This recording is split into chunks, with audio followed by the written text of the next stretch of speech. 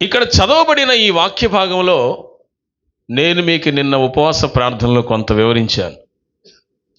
అయినా ఒక 2-3 నిమిషాలు, ఒక 4 మినిట్స్ నిన్న చెప్పింది ఒకసారి మరలా రివైండ్ చేసి మరలా ఈరోజు తర్వాత దాన్ని కూడా కంటిన్యూషన్ చేస్తాను. నా వైపు చూస్తూ శ్రద్ధగా వాక్యం వినండి.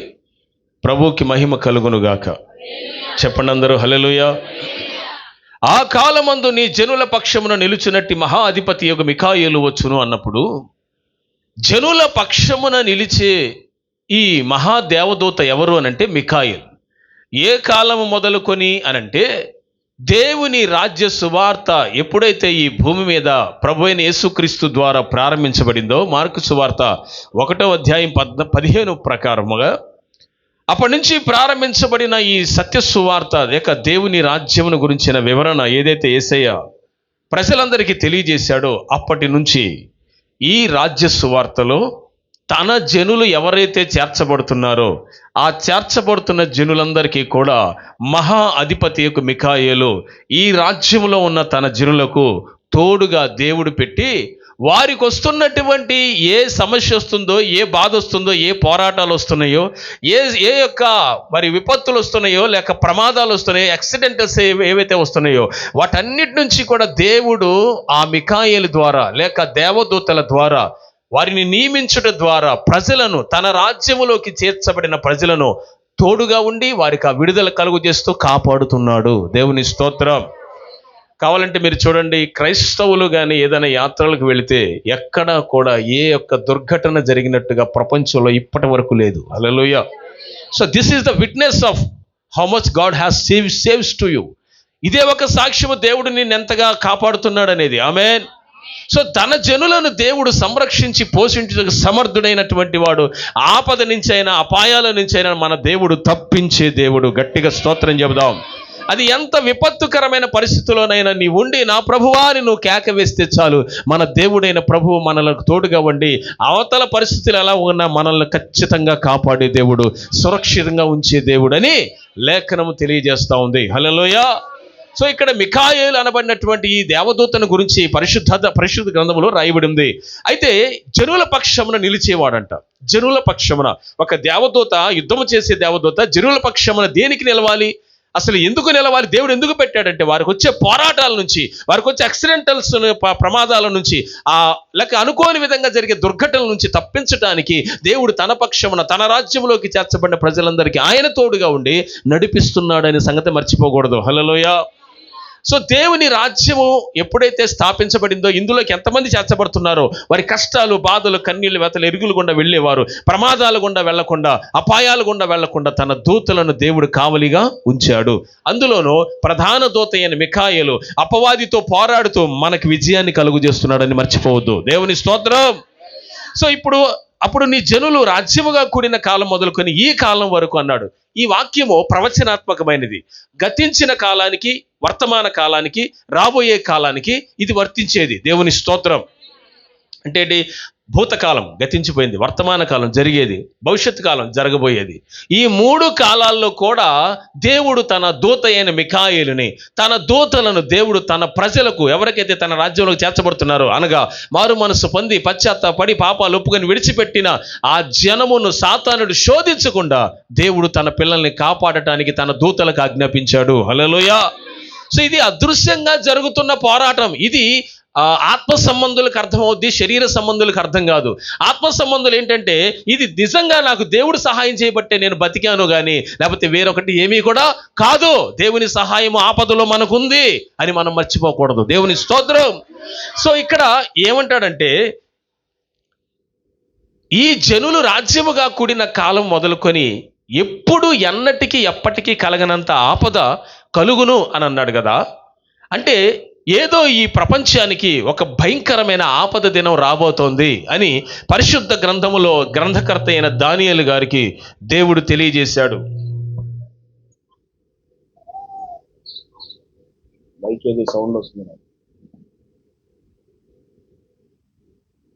హల్లెలూయా. రైట్. అంటే ఇక్కడ మనం తెలుసుకోవాల్సిన సత్యం ఏంటంటే, ప్రియులారా, ఒక భయంకరమైనటువంటి ఆపద ప్రపంచ దేశం మొత్తానికి ఉంది అని మాట మనం చూస్తున్నాం. నావే చూడండి అందరూ, ప్రపంచ దేశం మొత్తానికి ఒక ఆపద ఉంది. ఏంటి ఆ ఆపద అంటే, నేను చెప్తున్నాను ప్రియులారా, ప్రపంచ దేశం మొత్తానికి, ఈ లోకమంతటికి ఒక భయంకరమైన ఆపద అంటే, అది ఆపదగా ఎవరికి ఉంటుందంటే రక్షణ లేని వాడికి. అది ఆపదగా ఎవరికి ఉంటుందంటే మారు మనసు లేని వాళ్ళకి. అది ఎవరికి ఆపదగా ఉంటుందంటే గురి లేనటువంటి వారికి, రక్షణ లేనటువంటి వారికి. ఎందుకని? రాకడొస్తే ఎవరికి ఇబ్బంది, రాకడొస్తే ఎవరికి సమస్య, రాకడొస్తే ఎవరికి సమస్య, ఎవరికి ప్రాబ్లం అది అని అంటే రక్షణ లేని వారికి. అది ఒక ఆపద దినం, దుర్దినం వాళ్ళకి. ఇప్పుడు మనం ప్రసంగి గ్రంథంలో చూస్తున్నాం, దుర్దినములు రాకముందే, ఇప్పుడు వీటి యందు సంతోషము లేదని చెప్పు దినములు రాకముందే నీ బాల్య దినములందే యేసుని స్మరణకు తెచ్చుకోమని ప్రసంగి గ్రంథకర్త తెలియజేశాడు. అంటే దుర్దినములు అనేది ఈ ప్రపంచంలో రాబోతున్నాయి. ఒక ఆపద దినం కూడా బైబిల్ గ్రంథంలో దేవుడు లిఖించాడు. అది ఎప్పుడు వస్తుందో తెలియదు, కానీ వస్తే మాత్రం ఎవరికి అది ఆపద దినం? రక్షణ పొందిన వాళ్ళకి కాదు, మారు మనసు పొందిన వాళ్ళకి కాదు, దేవుని రాజ్యంలోకి చేర్చబడిన వాళ్ళకి కాదు, నిత్య రాజ్యంలోకి వెళ్ళినటువంటి వారికి కాదు. రక్షణ లేకుండా, మారు మనసు లేకుండా ఎవరైతే మిగిలిపోతున్నారో వాళ్ళ గురించి పరిశుద్ధాత్మ దేవుడు చెప్తున్నాడు, అది ఆపద దినం, అది వారికి ఆపద దినం, ప్రపంచం మొత్తానికి ఆపద దినం. యేసయ్య రెండవ రాకడ ఆయన మెరుపు వలె వస్తాడని లేఖనం తెలియజేస్తా ఉండగా, రక్షణ లేనటువంటి వారి పరిస్థితి ఏంటి? ఒకవేళ నువ్వు మారు మనసు పొంది రక్షించబడకపోతే నీ పరిస్థితి ఏంటి? ఆ భయంకరమైన దుర్దినం, ఆపద దినంలో నువ్వు పడిపోతే నిన్నెవడు రక్షించేది? నిన్నెవడు కాపాడేది? అందుకే యేసుక్రీస్తు ప్రభువారు, నీ చేతుల్లో సత్తువ, కాళ్ళలో బలం ఉండగానే, నీవు వయసులో ఉండగానే, నీకు ఈ సువార్త తెలియనప్పుడు, తెలుసుకున్న తర్వాత, రక్షణలోకి వచ్చిన తర్వాత, ఇక ఎన్నటికీ వెనుతిరిగిపోకుండా గురి యొద్దకే నీ ప్రయాణం ఉండాలని పరిశుద్ధాత్మ దేవుడు మీతో మాట్లాడుతున్నాడు. హల్లెలూయా. The holy spirit can be speaks to you, you prepare yourself. పరిశుద్ధాత్మ దేవుడు నీతో మాట్లాడేది, నువ్వు సిద్ధపడాలి రాకడికి. ఆ ఆపద దినం నీకు కాదు, రక్షణ లేనటువంటి వారికి. ఎన్నటికీ కలగనంత ఆపద అన్నాడు. భూమి మీద ఇంతవరకు ఎవడో కూడా చూడని ఒక భయంకరమైన ఆపద దినం ఈ భూమి మీద ఉన్న ప్రజలకి, ఈ లోకంలోనికి రాబోతుందని పరిశుద్ధ గ్రంథం తేటగా తెలియజేస్తా ఉంది. హల్లెలూయా. అయితే ఎవరు తప్పించుకున్నారని అక్కడ? నీ జనులలో అన్నాడు. నీ జనులలో. ఎవరా జనులు? రక్షించబడిన వారు. నీ జనులలో గ్రంథమందు దాఖలైన వారెవరో వారే తప్పించుకుందురు. ఆమేన్. అంటే తప్పించుకునేది ఎవరు? జీవ గ్రంథములో పేరు రాయబడినటువంటి వారు ఎవరైతే ఉన్నారో వారు మాత్రమే కదా తప్పించుకునేది అని దేవుడి భావన. ఇక్కడ గ్రంథంలో నీ పేరుందా? మారు మనసు పొంది రక్షించబడితే జీవ గ్రంథంలో నీ పేరు రాయబడుతుంది. గ్రంథంలో నీ పేరుందా? అయితే ఆ గ్రంథంలో నీ పేరుంటే ఆ ఆపద దినమున నువ్వు నిశ్చయముగా తప్పించబడతావు, దేవుని నిత్య రాజ్యంలోకి వెళతావు. ఆమేన్. హల్లెలూయా. సో ఇక్కడ మిఖాయేలు యొక్క పరిచర్య, లేక దేవదూతల యొక్క పరిచర్య మనకి దేవుడు పెట్టాడన్న సంగతి మనం మర్చిపోకూడదు. నువ్వు కాపాడబడ్డావంటే నీ తెలివిని బట్టి కాదు, నీ జ్ఞానాన్ని బట్టి కాదు, నీ యొక్క బలాన్ని బట్టి నువ్వు కాపాడబడట్లేదు. కానీ దేవుడు తన దూతలను తన శక్తి చేత మన చుట్టూ కాపలా ఉంచటం వలన మనము రక్షించబడుతున్నాము, అపవాది శోధన నుంచి తప్పించబడుతున్నాము, అనేక పోరాటాలు విజయాన్ని పొందుతున్నాము. గట్టిగా స్తోత్రం చెప్తాం. అంతేగాని that's not our strength, that's not our, మన బలము కాదు, మన శక్తి కాదు, మన జ్ఞానము కాదు, మనకేదో దేవుడిచ్చింది కాదు. God is with us. దేవుడు మనతో ఉన్నాడు, నాతో ఉన్నాడు. పక్కనతో చెప్పండి, దేవుడు నీతో ఉన్నాడని చెప్పండి. హల్లెలూయా. హల్లెలూయా. తన జనులను కాపాడుటకు తన దూతలకు దేవుడు ఆజ్ఞాపిస్తాడని లేఖనంలో రాయబడి ఉన్నది. ఇప్పుడు ఈ మిఖాయేలు కూడా దేవుని రాజ్యంలోనే పనిచేస్తున్నాడని నేను మీకు స్పష్టంగా తెలియజేస్తా ఉన్నాను. ఇప్పుడు ఆయన పరలోకంలోనే ఉన్నాడు, ఇక్కడ కూడా ఉన్నాడు. ఆయన పనిచేస్తున్నాడు ప్రజల పక్షాన, ప్రవక్తల పక్షాన, దైవజనుల పక్షాన, కన్నీటి ప్రార్థన చేసే వారి పక్షాన దేవుడు తన దూతలను పెట్టి పరిచర్య చేస్తున్నాడు. హల్లెలూయా. ఆ మాట మనం ఒకసారి చూద్దాం పరిశుద్ధ గ్రంథంలో నుంచి.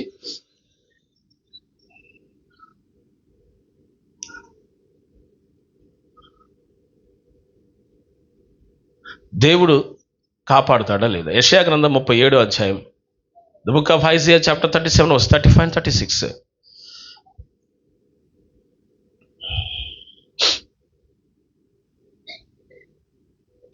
ఇశ్రాయేలు దేశం మీదకి అష్షూరు సైన్యం దండెత్తి వచ్చింది. భయంకరమైనటువంటి జనం, విస్తారమైనటువంటి ప్రజలు. వాళ్ళ సైన్యమే దాదాపుగా 185,000 సైన్యం ఉన్నారు. 185,000 మంది సైన్యం. వాళ్ళందరినీ కూడా హతం చేయటానికి దేవుడు ఒక దూతను పంపాడు. ఎవరి పక్షాన తెలుసా?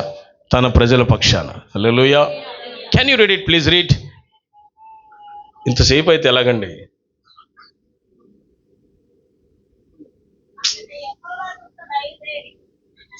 యెషయా గ్రంథం 37వ అధ్యాయము 35, 36. నా నిమిత్తము, నా సేవకుడైన దావీదు నిమిత్తము. గట్టిగా చప్పట్లు కొడుతూ ప్రభువుని మహిమపడతాం అందరం కూడా, బిగ్గరగా. హల్లెలూయా. ఎవరి నిమిత్తం ఎవరిని కాపాడుతున్నారు సార్? ఒక మంచి భక్తి గల దైవజనుడిగా, ప్రవక్తగా నిలిచిన దావీదు గురించి మాట్లాడుతూ, దావీదు నిమిత్తం నేను ఈ పట్టణాన్ని కాపాడతా. యెషయాతో దేవుడు చెప్తున్నాడు ఏమన్నా తెలుసా? నా నిమిత్తము, నా సేవకుడైన దావీదు నిమిత్తం అని అంటున్నాడు. అయ్యా ప్రియులారా, దేవుని బిడ్డలారా, ఏనాడైనా సువార్త చెప్పాడా దావీదు? ఏనాడైనా బైబిల్ పట్టుకొని సువార్త చెప్పి నేను ఒక దైవజనుని ప్రకటించుకున్నాడు? కానీ దేవుడు అంటున్నాడు, ఇతడు నా సేవకుడు అని అంటున్నాడు. హల్లెలూయా. ప్రార్థించాడు, పాటలు పాడాడు, రోజుకి 7 సార్లు ప్రార్థన చేసి ప్రార్థన శక్తి కలిగినటువంటి వాడు, ఒక ఇశ్రాయేలు దేశం మీద రాజుగా 40 సంవత్సరాలు ఉన్నటువంటి వాడు, ఏలుబడి చేసినటువంటి వాడు, దేవుడు గొర్రెల దొడ్లో ఉన్నవాడిని తీసుకొచ్చి రాజునుగా, కింగ్గా చేసినటువంటి వాడు. హల్లెలూయా. ఇలాంటి మహా గొప్ప దేవుడైనటువంటి యెహోవా ఇంకెక్కడైనా ఉన్నాడా? ఎవరిని బట్టి కాపాడుతానంటున్నాడండి ఇశ్రాయేలు దేశాన్ని, యెరూషలేము పట్టణాన్ని? ఒక దావీదును బట్టి. ఆమేన్. నేనంటాను, నువ్వు ఇంట్లో మంచి భక్తి గల వ్యక్తివైతే, నీవు దావీదు వలె ప్రార్థించే వ్యక్తివైతే, నీవు కూడా దావీదు గారి సాక్ష్యం కలిగి దేవుని సన్నిధిని హృదయానుసారంగా బ్రతికే వ్యక్తివే అయితే, నిన్ను బట్టి నీ కుటుంబాన్ని నా దేవుడు కాపాడుతాడు, నిన్ను బట్టి నీ కుటుంబాన్ని సంరక్షిస్తాడు, నిన్ను బట్టి నీ బిడ్డలను, నిన్ను బట్టి నీ గ్రామాన్ని కూడా కాపాడుతాడు. హల్లెలూయా. ఇంత శౌర్యము, పరాక్రమము కలిగిన దేవుడు ఒక వ్యక్తి సాక్ష్యాన్ని బట్టి సమస్తాన్ని కాపాడుతానన్నాడు. హల్లెలూయా. ఎవరిని బట్టి? యెరూషలేమును కాపాడుతానన్నాడు. దావీదును బట్టి, నన్ను బట్టి అన్నాడు ఇక్కడ. అంటే దేవుడు ఎంత స్థాయో ఆ స్థాయిలో దావీదును చూపిస్తున్నాడు దేవుడు. ఆమేన్. ఆ స్థాయిలో దావీదు, నేను నా నిమిత్తం, అలాగే నా సేవకుడైన దావీదు నిమిత్తం యెరూషలేము పట్టణాన్ని నేను కాపాడుతాను అంటాడు. ఎవరిని సార్ రక్షించేది? దావీదు వలె బతికితే నీ సాక్ష్యాన్ని బట్టి నిన్ను కాపాడతాడు. ఆమేనని చెప్దామా? ఓకే, కంటిన్యూషన్ చేద్దాం. రక్షించుదును. తర్వాత అంతటా యెహోవా దూత బయలుదేరి అష్షూరు వారి దండుపేటలో, ఆమేన్, 185,000 మంది శత్రు సైన్యాన్ని ఒక్క దేవదూత మట్టు పెట్టేశాడు. దేవునికి మహిమ కలుగును గాక. హల్లెలూయా. ఎవరి పక్షాన సార్ యుద్ధం చేస్తుంది ఆయన? తన యందు భయభక్తులు గలవారు ఎవరైతే ఉన్నారో, తనకు విజ్ఞాపన చేసేవాళ్ళు ఎవరైతే ఉన్నారో వారి పక్షాన దేవుడు ఉండి, వారి పక్షాన ఒక దేవదూతను పంపించాడు. ఒకే ఒక దేవదూత. నేనంటాను, అక్కడికి వచ్చింది మిఖాయేలే. ఎందుకంటే యుద్ధము చేసే దేవదూతల ప్రధానమైన వాడు, సైన్యాధిపతిగా ఉన్నటువంటి వాడు మిఖాయేల్. అతడే వచ్చి ఆ 185,000 మంది సైన్యాన్ని, శత్రు సైన్యాన్ని, దేవుని పిల్లల మీదకి రాకుండా వారందరినీ ఆ రాత్రే వాళ్ళ దండుపేటకు వెళ్ళి హతము చేసేసి వెళ్ళిపోయాడు. హల్లెలూయా. యెషయా చేసినటువంటి ప్రార్థనకి ఎంత శక్తి ఉంది! దేవుని మందిరములకు వెళ్ళి అష్షూరు సైన్యము వాడు పంపినటువంటి, సెన్హెరీబు పంపినటువంటి ఆ లెటర్ చదివి మన దేవుడైనటువంటి యెహోవా మీద ఏ విధమైనటువంటి నిందలు, ప్రేలాపనలు పేలాడో, ఏ విధంగా గర్వపు మాటలు పలికాడో, అంతకుముందు ఉన్నటువంటి వారు ఏ దేవతలు కూడా నన్ను ఏమి చేయలేకపోయారు, ఇతర దేశాలకు వెళ్ళాను, దానికి ఎవడు ఏం చేయలేకపోయాడు, అలాగే మీ యెహోవా కూడా ఏమి చేయలేడు అన్నాడు. వాడు ఎన్ని మాటలు లెటర్లో రాసి పంపించాడు. ఆ లెటర్ పరిచాడు మందిరంలో తీసి యెషయా. హల్లెలూయా. ఇలా చదివి ఎలా చేస్తున్నాడు ప్రభువా, ఇలాంటి మాటలు రాశాడు ప్రభువా, యెహోవా ఎవడు, యెహోవా కూడా మిమ్మల్ని కాపాడలేడు అన్నాడు ప్రభువా. అంతే, ఆ మాట ప్రార్థన చేశాడు. పరలోకం నుంచి ఒక దేవదూత మిఖాయేలు పంపబడ్డాడు. 185,000 మంది సైన్యాన్ని, శత్రు సైన్యాన్ని హతం చేసి పారేశాడు. దేవునికి మహిమ కలుగునుగాక. What a great mighty blessing it is. హల్లెలూయా. తాను సేవిస్తున్నటువంటి తన దేవుడైన యెహోవా పక్షమున ఒక మిఖాయేలు సరిపోయాడు. ఒక్క దేవదూత చాలు నీ శత్రువులందరినీ లయపరచుటకు, అపవాది తంత్రాలని లయపరచుటకు. ఒక్క దేవదూత చాలు. లక్షల మంది రానక్కర్లా. ఇప్పుడు యేసుక్రీస్తు ప్రభు వారు కూడా మాట అన్నారు. ఏమని? గెత్సెమనే తోటలో మల్కు అనబడే సైనికుడు చెవి తెగ నరికాడు పేతురు.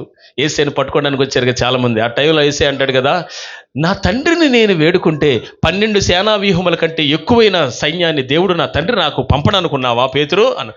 వ్యూహానికి 6,000 మంది సైన్యం. చెప్పండి, వ్యూహానికి 6,000 మంది సైన్యం. 6 12 72,000 మంది దేవదూతల్ని నా తండ్రి నా కోసం పంపడనుకున్నావా నువ్వు? అట్లయితే నేను ఈ కార్యం చేయటానికి, ప్రవక్తల ప్రవచనాలు నెరవేర్చడానికి, పాప క్షమాపణ నిమిత్తం నేను ప్రాణం పెట్టడానికి వచ్చిందంతా వ్యర్థమైపోద్ది పేతురు. నేను వేడుకోలేక, వారందరినీ హతం చేయలేక నేను ఒక్క మాట చెప్తే జరగదా అంటే దేవదూతలు ఒక్క మాట పలికితే ఇక్కడికి వచ్చి నిన్ను కూడా కాపాడతారు. హల్లెలూయా చెబుదామా బిగ్గరగా? హల్లెలూయా చెబుదామా బిగ్గరగా? అందుకే నువ్వు బయటికి వెళ్ళినా, లోపలికి వచ్చినా నువ్వేం చేయాలంటే, ప్రభా నేను బయటికి వెళ్తున్నాను నాయన, నాకు తోడుగా ఉండు ప్రభా, అపాయం ఏది రాకుండా తప్పించు ప్రభా, నీ దూతను నాతో కూడా పంపు. టుడే దిస్ ఇయర్ మనకు ప్రామిస్ వచ్చింది. ఆ ప్రామిస్ ఏంటో చెప్పండి, నిన్న చదివించాను మీకు. నేను మీ దేవుడు, నేను యెహోవాను, మన ముందు ఆయన దహించు అగ్నివలే ఈ సంవత్సరం అంతా వెళ్తానన్నాడు. దేవుని స్తోత్రం కలుగునుగాక. Okay, right. ఇక్కడ మనం ధ్యానం చేస్తున్నాం. 185,000 మంది సైన్యాన్ని దేవుడు ఒక్క దూతను పంపి హతం చేశాడు. మిగతా జనులైన ఇశ్రాయేలీలందరినీ కూడా ఆ శత్రు సమూహం నుంచి దేవుడు కాపాడాడు. హల్లెలూయా, సంరక్షించాడు. అయితే ఇక్కడ మరి ఈ యొక్క దేవదూత మిఖాయేలు ఎవరైతే ఉన్నారో, ఈయన ప్రార్థనలకి ఆటంకంగా జవాబు రానియకుండా సాతానుడి శక్తులు అద్దుకుంటున్నప్పుడు దానియేలు ప్రార్థనకు కూడా జవాబిచ్చేలాగా దేవుడు సహాయపడ్డాడు. ఎలా సహాయపడ్డాడు? ఇప్పుడు దానియేలు ఇశ్రాయేలు విడుదల కోసం ప్రార్థన చేస్తున్నాడు. ఏమనంటే 70 సంవత్సరాల చెర బబులోను దేశంలో పూర్తయిపోయింది. ఇశ్రాయేలీలో యూదులందరూ కూడా 70 సంవత్సరాలు బానిసలుగా వెళ్ళిపోయారు. ఆ 70వ సంవత్సరం విడుదల సంవత్సరం.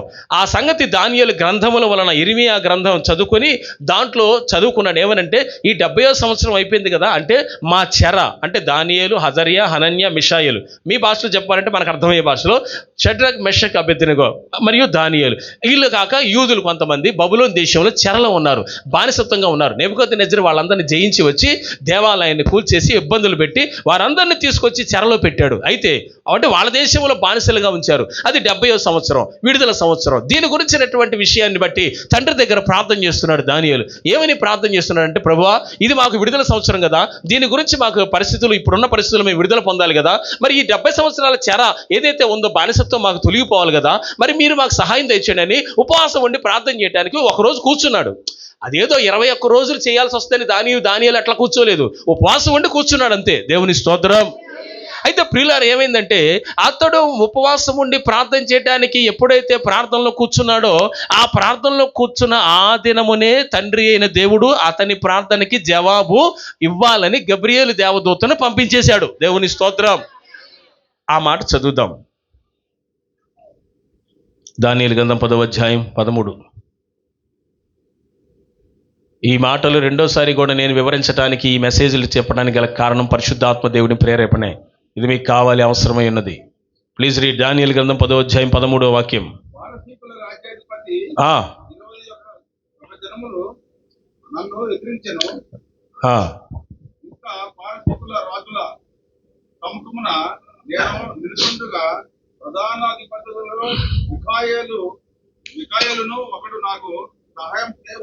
దేవుని స్తోత్రం చెప్పండి. హల్లెలూయా.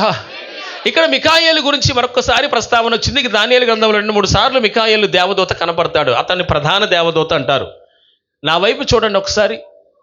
3 ప్రధాన దేవదూతలు పరలోకంలో ఉన్నారు. 1 గబ్రియల్, 2 మిఖాయేల్, 3 లూసిఫర్. మీకు లూసిఫర్ గురించి నేను చెప్పాను. అతడు తేజస్సు, బలమైన తేజస్సు అని, అతడు బహు సౌందర్యవంతుడని, అతడు తనకున్న అభిషేకము చాలా గొప్పదని, తన సౌందర్యాన్ని చూసి తానే పడిపోయాడని, అంతేకాకుండా తండ్రి సింహాసనం ఎదుట తాను సింహాసనం వేసుకొని గర్వించి కేవలం తలంపు వలన పాపం చేసి పరలోకం నుంచి శపించబడి తోసివేయబడ్డాడని లేఖనంలో మనం చూసాం. యెహెజ్కేలు గ్రంథం 28వ అధ్యాయంలో మనం చదువుకున్నాం ఆ విషయాలన్నీ. దేవుని స్తోత్రం కలుగునుగాక. అయితే గబ్రియేలు వార్తాహరుడు, అనగా వార్తలు తీసుకొచ్చేవాడు, పరలోకం నుంచి సమాచారం తెచ్చే పని అయింది. దేవదూతలకి దేవుడు కొన్ని పరిచర్యలు అప్పగించాడు. పరలోకములో దేవదూతలు సృష్టించారు. ఒక్కసారి వినండి ఈ మాటలు. పరలోకంలో దేవదూతలు, రకరకాలైన దేవదూతలు రకరకాల పరిచర్యల కోసం దేవుడు సృష్టించాడు. మొట్టమొదటిగా గాన ప్రతిగానాలు చేయడానికి, పాడటానికి, స్తుతించడానికి, ఆరాధించడానికి, వాయిద్యములు వాయించడానికి, ప్రభువుని ఘనపరచడానికి, ఆయన నామాన్ని మాత్రమే హెచ్చించడానికి, పాడి స్తుతించడానికి కొన్ని కోట్ల మంది దేవదూతలు, అలాగే వార్తలు చేరవేయటానికి దేవదూతలు, అలాగే కాపాడటానికి దేవదూతలు, అలాగే యుద్ధం చేసే దేవదూతలు, ఇలాగున కొన్ని కోట్ల మంది దేవదూతలు రకరకాల పరిచర్యలకి దేవుడు పరలోకంలో సృష్టించుకున్నాడు. హల్లెలూయా. వారిలో వాళ్ళందరి మీద, మ్యూజిక్కి, సంగీతాన్ని అంతటికీ కూడా ప్రధానాధిపతిగా, వారి మీద అధిపతిగా నియమించబడినవాడు, సంగీతం పాడి స్తుతించే వారి మీద నియమించబడినవాడు లూసిఫర్. ఆ తర్వాత యుద్ధం చేసే సైన్యం దేవదూతలు ఉన్నారు. ఆ యుద్ధం చేసే దేవదూతల మీద సైన్యాధిపతిగా ఉన్నది మిఖాయేల్. గాబ్రియేలు మాత్రమో వార్తాహరుడు మాత్రమే, అనగా వార్తలు తీసుకొచ్చేవాడు పరలోకం నుంచి భూమి మీదకి. ప్రవక్తలకు కానీ దైవజనులకు కానీ ఏదైనా సందేశాలు తీసుకురావాలంటే పరలోకం నుంచి భూమి మీదకి తీసుకొచ్చే ఆ పని దేవుడు గబ్రియేలుకి అప్పగించాడు. హల్లెలూయా. ఇలా 3 రకాలైనటువంటి ప్రధాన దేవదూతల గురించి పరిశుద్ధ గ్రంథంలో రాయబడి ఉన్నది. నేను మీకు ప్రకటించేది ఏంటంటే, ఈరోజు దానియేలు ప్రార్థనకు కూర్చున్నప్పుడు, మా విడుదల ఎప్పుడు ప్రభువా అని ఉపవాసానికి కూర్చొని ప్రార్థన విజ్ఞాపనలు చేస్తుండగానే ఆ మొదటి రోజే ఒక దేవదూత, అనగా గబ్రియేలు దేవదూత ఎక్కడికి పంపబడ్డాడు తెలుసా? దానియేలు యొద్దకు పంపబడ్డాడు. అయితే మధ్యలో ఆగిపోయాడు. ఎందుకు జవాబు రాల? దానియేలు ప్రార్థనకు మొదటి రోజు. రెండో రోజు చేస్తున్నాడు, ప్రభువా జవాబు దయచేవేంది నాయన. 3వ రోజు, 4, 5, 6, 7 మంచినీళ్ళు తాగల, స్నానాభిషేకములు లేవు, ఆహారం తింటలా, జవాబు వచ్చేదాకా ప్రార్థన చేయాలనుకున్నాడు. అంతే 21 రోజులు గడిచింది. ఎన్ని రోజులు? అలాగే ఉండిపోయాడు ఉపవాస ప్రార్థనలో. దానికి ఒక ప్రిపరేషన్ ఏమి లేదుగా, దేవుని సన్నిధిలో ఉండిపోయాడు అంతే జవాబు కోసం. అది భక్తి అంటే. దేవుని స్తోత్రం కలుగునుగాక. జవాబు వచ్చేదాకా ఉపవాస ప్రార్థన వేడనే భక్తి ఏదైనా ఉందంటే అది దానియేలు చేసిన భక్తి. దేవుని స్తోత్రం కలుగునుగాక. అయితే ఈయన ప్రార్థన చేస్తుండగా దూత పంపబడ్డాడంట మొదటి రోజునే. కానీ 21 దినములు గబ్రియేలు దేవదూతని పారసీకపు దేశంలో ఉన్న దురాత్మ సమూహాలు లేక ఆ పారసీకపు రాజు అడ్డుకున్నాడు. ఒక రాజు అడ్డుకోవటం ఏంటి సార్? దూతని, దూతకి బలం లేదా? దూతకి శక్తి లేదా? అంటే పరలోకం నుండి వచ్చేటువంటి దేవదూతలు ఎవరైతే ఉన్నారో ఆ దేవదూతలు దేవుడు ఆజ్ఞాపించకుండా ఎవరిని ఏమి చేయరు, ఒక్క మాట కూడా తోలనాడరు. ఈవెన్ మికాయేలు కూడా అంతే, ఆయన చెప్తేనే చేస్తాడు. హల్లెలూయా చెప్పండి, అందరు చెప్పట్లా.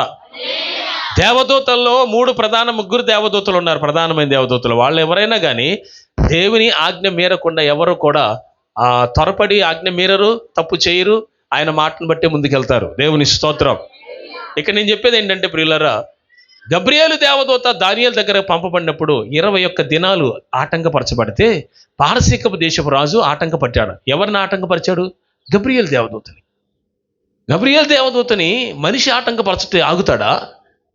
వాడి దగ్గరున్న శక్తుల చేత, వాడి దగ్గరున్న తాంత్రిక శక్తుల చేత ఈ యొక్క పారసీకపు రాజు గబ్రియేలును అడ్డుకున్నాడు, జవాబు రానివ్వకుండా. అంటే ఆ పారసీకపు దేశపు రాజు ఎంత భయంకరమైనటువంటి ఆ దురాత్మ సమూహాలు ఏవైతే ఉన్నావో అవన్నీ ఎంత భయంకరంగా ఉన్నావో చూడండి. ఆ దేశంలో చాతుపరి శక్తి, చిల్లంగితనం, మంత్ర ప్రయోగాలు చేసే అన్నీ కూడా ఆ దేశంలో, పారసీకపు దేశంలో ఉన్నాయి. అవన్నీ అడ్డుకుంటున్నాయి గబ్రియేలుని. గబ్రియేలు దేవదూత యుద్ధం చేసేవాడు కాదు, యుద్ధం చేసేటానికి పంపించిన వాడు కాదు. కేవలం సమాచారం మాత్రం దానియేలు యొద్దకు తీసుకురాలి. కానీ వెళ్ళనీయకుండా, దాని యొద్దకు సమాధానం రానివ్వకుండా, జవాబు రానివ్వకుండా ఆకాశ మధ్యమున అడ్డుకొని అక్కడి నుంచి భూమి మీదకి ఎట్టకొస్తే ఇక్కడ కూడా అనేక శక్తుల చేత అడ్డుకున్నాడు. చివరికి పారసీక దేశపు రాజుకు తెలిసి ఆ రాజు కూడా దానియేలు ప్రార్థనకి జవాబు రానివ్వకుండా అడ్డుకుంటున్నట్టుగా లేఖనంలో రాయబడి ఉంది. ఇప్పుడు మరి గబ్రియేలు సమాధానం ఎవరికి చెప్పాలి? తీసుకెళ్ళి దానియేలు గారికి చెప్పాలి. చెప్పకుండా ఉంటే కుదురుద్దా? ఎప్పుడు పంపబడ్డాడు? ప్రార్థన మోకరించి మొదటి రోజు ఉపవాస ప్రార్థన ప్రారంభించిన రోజునే పంపబడ్డాడు. మరి 21 రోజులు దూత పైకి రాకుండా ఉంటే దేవుడు ఊరుకుంటాడా?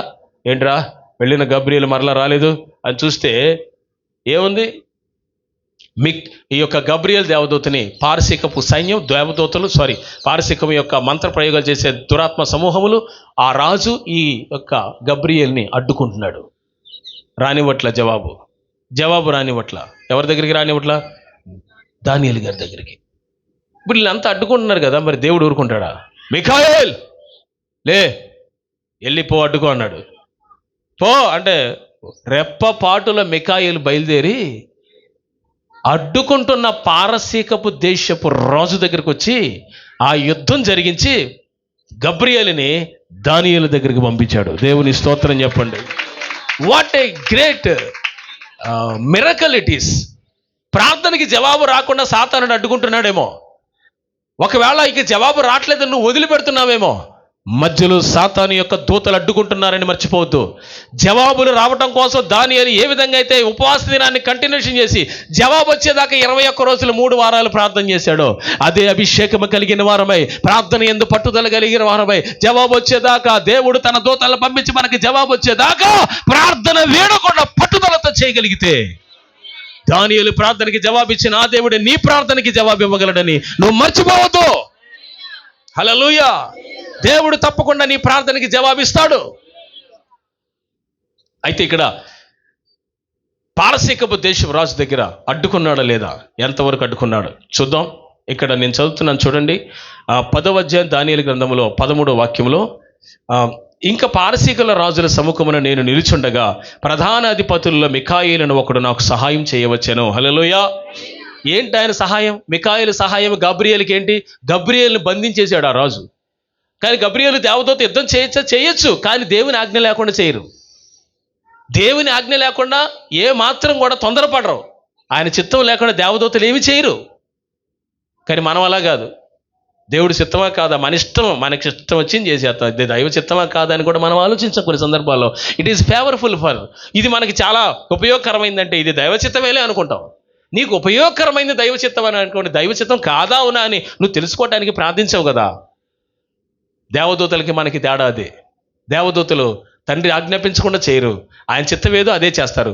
దానికోసం గబ్రియేలు దూత బంధించబడినా ఏం మాట్లాడలేదు, అడ్డుకున్నా ఏం మాట్లాడలేదు గబ్రియేలు దేవదూత. కానీ యుద్ధం చేసే దేవదూత ఒకళ్ళు ఉన్నారు, వాళ్ళు వస్తేనే పని జరుగుద్ది.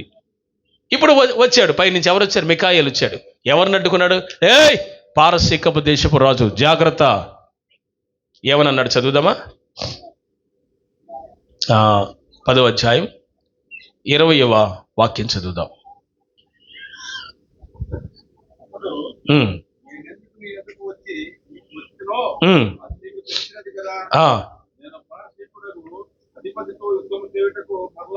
హల్లెలూయా చెప్పండి. హల్లెలూయా. అంటే ఏంటి? ఇప్పుడు అక్కడ ఏం జరిగింది సందర్భం? గబ్రియేలు దేవదూతని తీసుకెళ్ళి జవాబు ఇవ్వడానికి పారసీక దేశపు రాజుని ఎదిరించి ఎక్కడికి వెళ్ళాడు? దానియేలు దగ్గరికి గబ్రియేలు తీసుకుని వెళ్ళాడు. హల్లెలూయా. అంటే పారసీకపు దేశపు రాజుని ఎదిరించి మిఖాయేలు గబ్రియేలుని ఎక్కడికి తీసుకెళ్ళాడు? దానియేలు దగ్గరికి తీసుకెళ్ళాడు. ఇప్పుడు అక్కడ ఏమంటాడానంటే, నేను ఎందుకు వచ్చానో నీకు తెలుసా గబ్రియేలు? ఇదిగో నేను పారసీక అధిపతితో యుద్ధం చేయటగా మరలా పోయేదని అన్నాడు. ఆమేన్.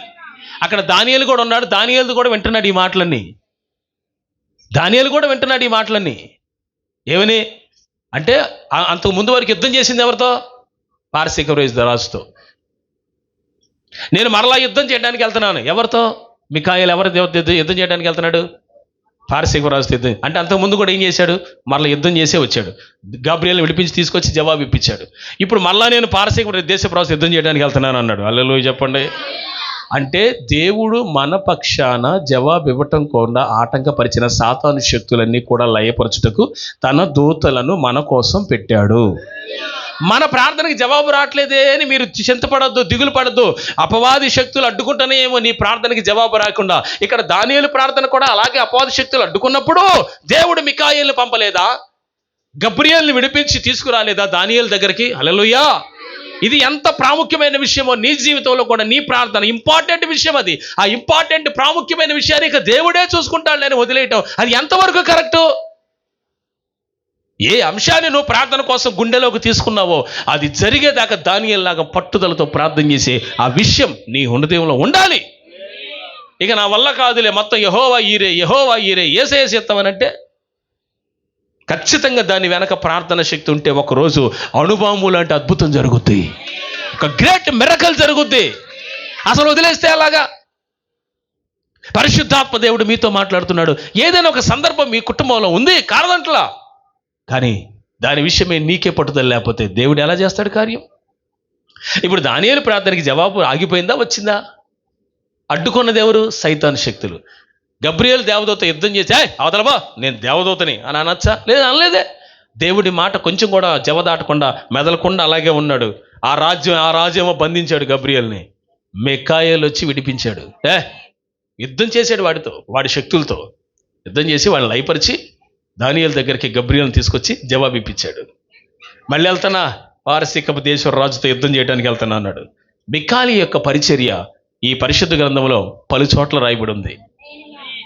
ఎందుకో తెలుసా? భక్తులకి విజయాలు ఇచ్చే సందర్భంలో, జవాబులు ఇచ్చే సందర్భంలో, యుద్ధాల్లో జయం ఇచ్చే సందర్భంలో అడ్డుకుంటున్న అపవాది శక్తులను లయపరిచి నిశ్చయముగా భౌతికంగానే అందరికీ కనపడుతూనే వచ్చి యుద్ధం జరిగించి శత్రువులు లయపరిచి తన పిల్లల్ని కాపాడుతూ వచ్చాడు దేవుడు. నేను ఒకటే అంటున్నాను, మన పక్షమున దేవుడు తన దూతలను పెట్టాడు. ఆమేనని చెబుదామా? ఓకే, తర్వాత 21 ఏమన్నాడు? తర్వాత ఏమన్నాడు? నేను బయలుదేరుచుండగానే గ్రేకీయుల యొక్క దేశం యొక్క అధిపతి వస్తాడు అన్నాడు. ఇంకొకడు వస్తాడంట. 21 సత్యగ్రంథమందు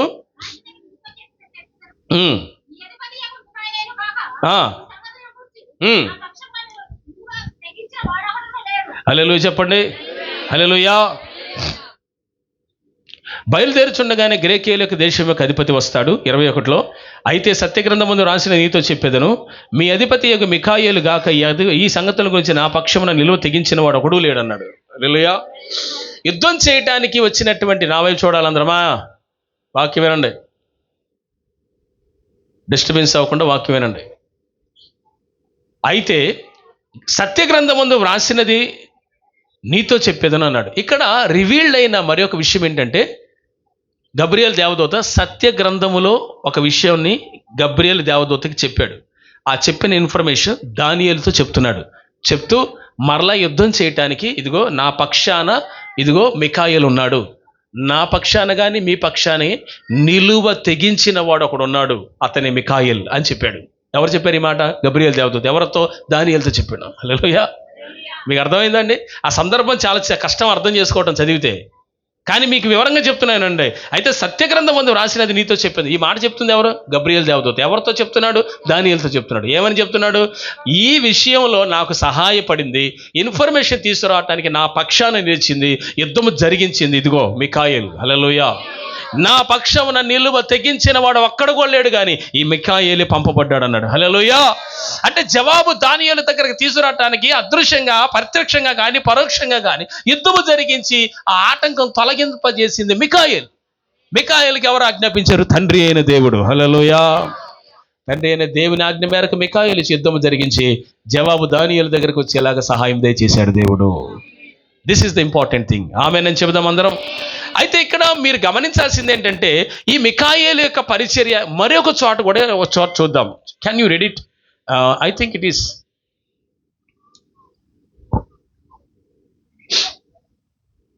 the book of Zechariah chapter 3 verse 1 to 3. Zechariah గ్రంథము 3వ అధ్యాయము 1, 2, 3. త్వరగా చదవండి, సమయం అయిపోయింది.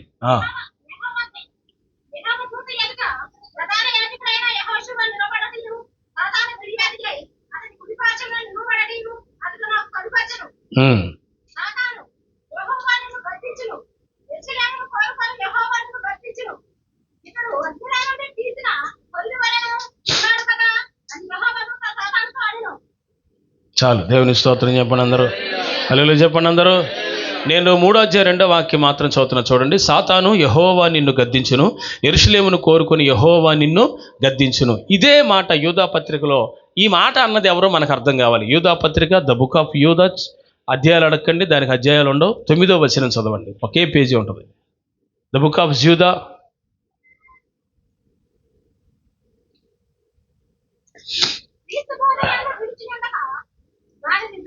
కాదు, ప్రధాన దూత అయిన మిఖాయేలు అపవాదితో వాదించుచు మోషే యొక్క శరీరమును గురించి తర్కించి దూషించి తీర్పు తీర్చ తెగింపగా ప్రభు నిన్ను గద్దించును గాక అన్నాడంట. ఇక్కడ ఆ మాట అన్నది ఎవరు మరి? జకరియా గ్రంథం 3వ అధ్యాయం 2వ వాక్యంలో సాతాను యెహోవా నిన్ను గద్దించును గాక అని అన్నాడు. ఈ రెండు మాటలు పోలిక చేసుకుంటే ఈ జకరియా గ్రంథములో సాతాన్ని ఎదిరించుటకు నిలబడింది ఎవరు? జకరియా దగ్గర సాతాన్ని ఎదిరించుటకు నిలబడింది ఎవరు? మిఖాయేల్. అర్థమైందండి? జకరియా గ్రంథంలో మీరు చూస్తున్నారా? యెహోషువ దగ్గర వినాలి. నవ్వే చూడండి, ఇంక చదవకండి, అయిపోయింది చదవటం. యెహోషువ దగ్గర నిలబడింది, యెహోషువ పక్షాన సాక్ష్యం ఇస్తుంది ఎవరో తెలుసా? మిఖాయేల్. సాతాను యెహోవా నిన్ను గద్దించును. ఆయన మురికి వస్త్రాలు వేసుకొని ఉన్నాడని కంప్లైంట్ చేస్తున్నాడు. సాతాను ఇక్కడ పక్కనే ఉండి, వాడు ఏ వస్త్రాలు వేసుకుంటే నీకెందుకు? అతని హృదయము అగ్ని వలె మండుతుంది. గట్టిగా స్తోత్రం చెబుదామా? ఇక్కడ ప్రధాన యాజకుడిగా ఉన్నటువంటి యెహోషువను గురించి మంచి సాక్ష్యం అక్కడ ఉంటే సాతానుగాడు ఏం చేస్తున్నాడు? ఇతని మీద నిందమవుతున్నాడు. అతను మురికి వస్త్రాలు వేసుకున్నాడే, అతను చూడు ఎలా ఉన్నాడు అంటున్నాడు. సాతానుగాడు పై వేషం చూస్తాడు కానీ అంతరంగాన్ని ఏం చూస్తాడు వాడు? ఇప్పుడు మీరంతా గమనించండి, మనం మురికితో ఉన్నాం, మురికి వస్త్రాలు వేసుకుని ఉన్నాం, కానీ హృదయం అగ్ని వల్ల మండుతుంది అనుకో. దేవుడు దేన్ని చూస్తున్నాడు? అగ్ని వంటి హృదయాన్ని చూస్తాడు కానీ నువ్వు వేసుకున్న వస్త్రాలు చూడ్డు. ఇప్పుడు దావీదు హృదయాన్ని చూశాడు రాజుని చేయటానికి.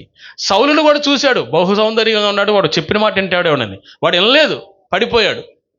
వాడు రాజ్యాన్ని వాడే కూలదోసుకున్నాడు. కానీ దేవుడు ఏ వ్యక్తిని ఆయన సింహాసనం మీద కూర్చొని పెట్టాడంటే అంతరంగాన్ని చూసే కూర్చోబెడతాడు. దేవుని స్తోత్రం చెప్పండి, గట్టిగా స్తోత్రం చెప్పండి.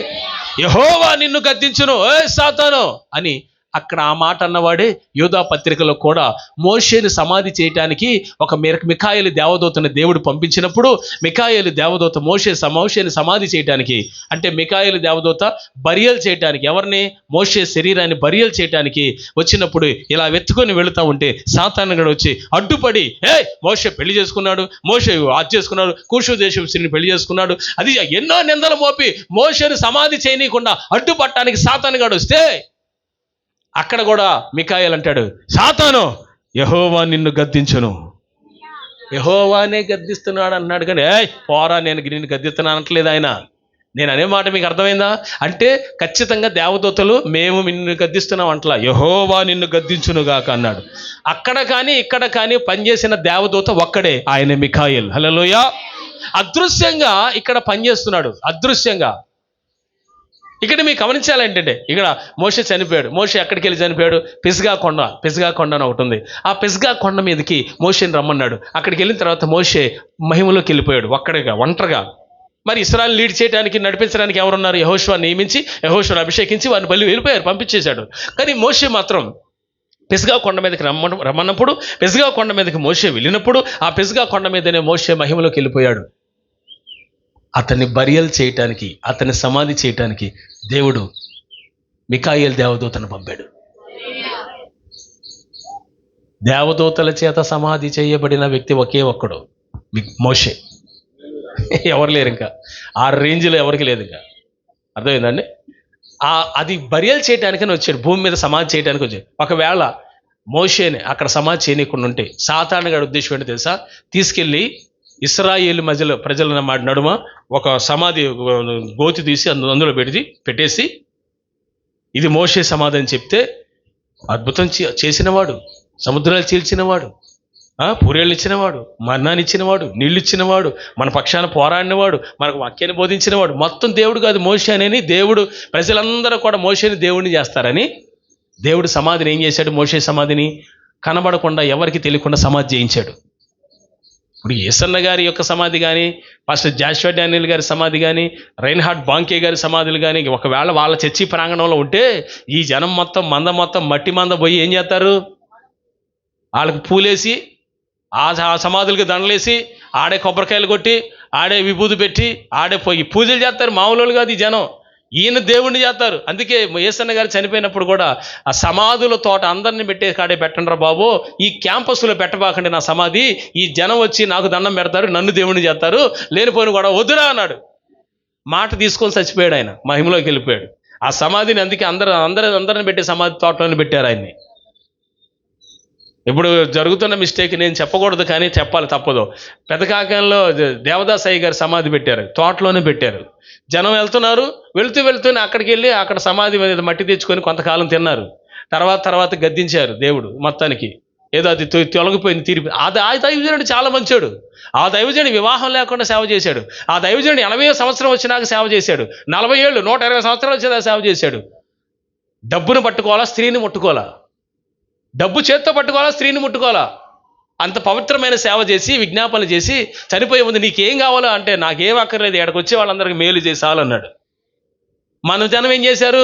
దేవుడిపై మట్టి వచ్చింది, దేవుడిపై సమాధి దొరికింది. ఏంది సార్ అసలు ఇది? ఇలాంటి పరిస్థితి తర్వాత దినాల్లో తొలగిపోయింది అనుకోండి. అయినా చేసేవాళ్ళు ఉన్నారు. ఎక్కడికో మట్టి ముద్ద ముందు నువ్వు దండం పెట్టడం కాదు, నేను ప్రకటించే దేవుడు నీ అంతరంగంలోనే ఉన్నాడు. మన ప్రభువును రక్షకుడైన యేసు. హల్లెలూయా. నువ్వు మోకరించి కూర్చున్నప్పుడల్లా ఆయన నీతో మాట్లాడతాడు. నువ్వు ఎలా శ్రేష్టమైన మార్గాలు నిన్ను నడిపించాలో ఆయనకి తెలుసు. నీకు ఆలోచన చెప్పేదను, నేను నీకు తోడై ఉండేదనని చెప్పిన ఆ దేవుడు మనలోనే ఉన్నాడు. హల్లెలూయా. ఆమేన్ చెబుదామా? సో చివరి మాటగా, ఇది ఇంకా ఫినిష్ అవ్వదు, వచ్చే శనివారం ఉంటుంది, ఆదివారం కూడా ఉంటుంది ఈ పార్ట్ అంతా. కాబట్టి ఒక్క మాట చెప్పి నేను ముగిస్తున్నాను. ఏంటంటే, ఈ ప్రధాన యాజకుడైనటువంటి యెహోషువ ఎదుట సాతాను ఫిర్యాది అయి, ఇతను ఎలా ఉన్నాడు అలా ఉన్నాడు అంటే, మిఖాయేల్ అంటాడు, యెహోవా నిన్ను గద్దించునుగాక, లే ఇక్కడి నుంచి వెళ్ళిపో అని ఇక్కడ గద్దించినట్టుంది. యూదా పత్రికలు కూడా అపవాదిని గద్దించినట్టు. మిగతా పార్ట్ వచ్చే వారం ధ్యానం చేద్దాం. ప్రభు మేము దీవించునుగాక. ప్రార్థన చేసుకుందాం. దేవుడు తన దూతలను మన పక్షాన నియమించాడు. Please pray for God.